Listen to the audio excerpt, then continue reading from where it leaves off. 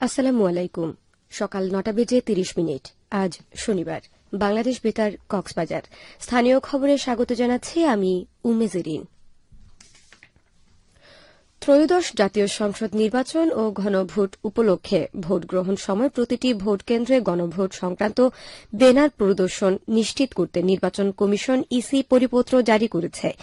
EC সচিবালয়ের উপসচিব মোহাম্মদ মনির হোসেন স্বাক্ষরিত এক পরিপত্র বৃহস্পতিবার জারি করা হয়েছে। পরিপত্রে বলা হয়েছে, নির্বাচন কমিশনের নির্দেশনা অনুযায়ী প্রতিটি ভোট কেন্দ্রে গণভোট সংক্রান্ত ব্যানার প্রদর্শন নিশ্চিত করতে হবে। ব্যানারে জুলাই জাতীয় সনদ বাস্তবায়ন আদেশ 2025 এবং জুলাই জাতীয় সনদে লিপিবদ্ধ সংবিধান সংস্কার সম্পর্কিত লিখিত প্রস্তাবসমূহ সুস্পষ্টভাবে উল্লেখ থাকতে হবে।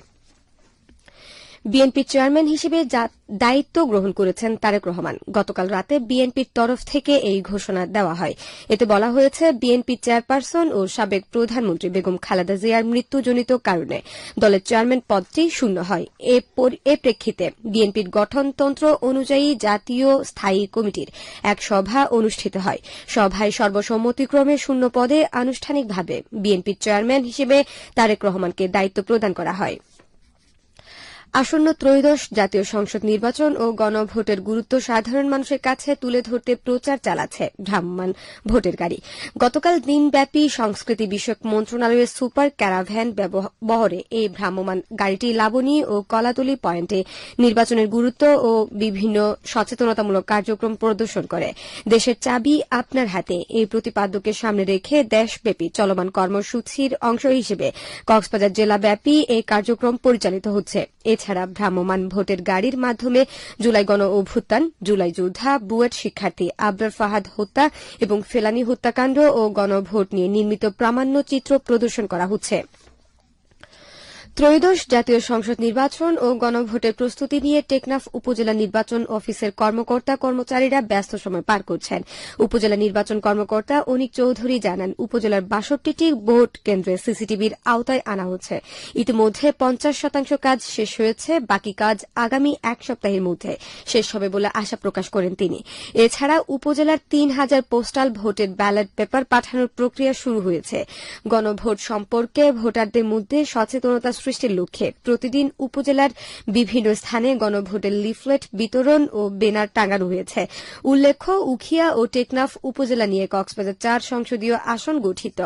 টেকনাফে এবার মোট ভোটার ২,০২,৭৮১ জন। এদের মধ্যে ১,০৩,৬৯৮ জন পুরুষ ভোটার, ৯৯,০৮০ জন নারী ভোটার ও ৩ জন তৃতীয় লিঙ্গের ভোটার রয়েছেন।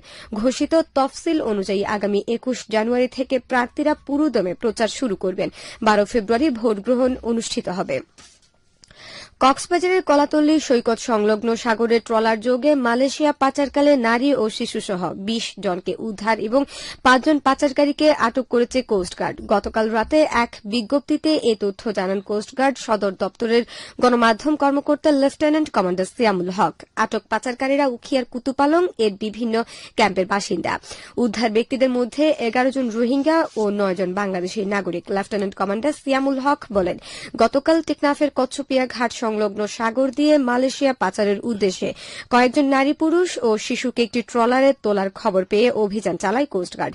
এ সময় কলাতলী সৈকত সংলগ্ন সাগর এলাকা থেকে ট্রলারটিকে জব্দ করা হয়। পরে ট্রলারটিতে তল্লাশি চালিয়ে নারী ও শিশু সহ মালয়েশিয়াগামী ২০ জনকে উদ্ধার এবং ৫ জন পাচারকারীকে আটক করা হয়। আটক পাচারকারীদের বিরুদ্ধে সংশ্লিষ্ট আইনে কক্সবাজার সদর থানায় মামলা হয়েছে বলে জানান কোস্টগার্ডের এই কর্মকর্তা। কুতুবদিয়ায় বিদ্যুৎস্পৃষ্ট হয়ে মোহাম্মদ শাহরিয়ার নামের এক যুবকের মৃত্যু হয়েছে। গতকাল সন্ধ্যায় উপজেলার লেমশিখালী জাহালিয়া পাড়ায় এই ঘটনা ঘটে। নিহত ব্যক্তি একই গ্রামের মাহবুবুর রহমানের ছেলে। প্রত্যক্ষদর্শী ও নিহত যুবকের পরিবার জানিয়েছেন, সন্ধ্যায় বাড়িতে বৈদ্যুতিক লাইন সংযোগ দিতে গিয়ে বিদ্যুতের তারে জড়িয়ে যায় শাহরিয়ার। এ সময় তাকে উদ্ধার করে উপজেলা স্বাস্থ্য কমপ্লেক্স নেওয়া হলে কর্তব্যরত চিকিৎসক তাকে মৃত ঘোষণা করেন। কুতুবদিয়া থানায় ভারপ্রাপ্ত কর্মকর্তা মোহাম্মদ মাহবুবুল হক বলেন, এই বিষয়ে প্রয়োজনীয় তদন্ত ব্যবস্থা গ্রহণ করা হচ্ছে। এখন জানিয়ে দিচ্ছি বাকখালী নদীর মোহনা ও সংলগ্ন এলাকার সামুদ্রিক জোয়ার ভাটার সময়সূচি। আজ জোয়ার শুরু হয়েছে সকাল ৯টা ৩৪ মিনিটে, চলবে দুপুর ৩টা বেজে ২৩ মিনিট পর্যন্ত। পর্যটন নগরী কক্সবাজারে আগত ভ্রমণ পিপাসুদের সাগরের পানিতে নামার পূর্বে সাবধানতা অবলম্বন করার জন্য অনুরোধ করা হচ্ছে। যারা সাঁতারে দক্ষ নন তাদের পানিতে বেশি দূর যাওয়া উচিত নয়। ভাটার সময় স্রোতের সাগরমুখী টান প্রবল হওয়ায় সাগরের গভীরে ভেসে যাওয়া এমনকি প্রাণহানির আশঙ্কা থাকে। সে সাথে পর্যটকদের স্বাস্থ্যবিধি মেনে চলার পরামর্শ দেওয়া হচ্ছে। খবর শেষ হল। আমাদের পরবর্তী খবর প্রচারিত হবে আজ দুপুর 2:30 ধন্যবাদ।